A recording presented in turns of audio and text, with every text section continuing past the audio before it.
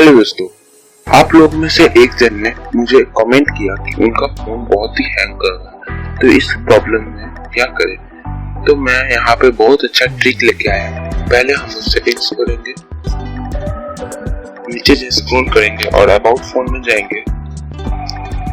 Build number को 7 बार टिपेंगे। 7 बार टिपने के बाद यहाँ पे डेवलपर ऑप्शन आ जाएगा, इसे ऑन कर देंगे। ओके, फिर नीचे स्क्रॉल करेंगे और यहाँ पे विंडोज एनिमेशन स्किल को ऑफ कर देंगे।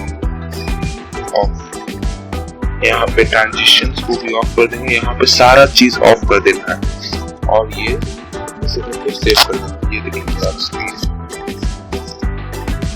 ये बहुत ही अच्छा ट्रिक है। और दूसरी नंबर 2 में खाली इसको ऐसे करके जब आपका काम हो जाएगा तब इसको क्लीन कर दीजिएगा, जिससे आपका स्पीड बहुत ही देर तक तेज हो जाएगा। बाय बाय दोस्तों, मिलते हैं नेक्स्ट वीडियो में। और हाँ, चैनल को याद से सब्सक्राइब कर दीजिएगा। वीडियो बनाने में बहुत मेहनत लगती है।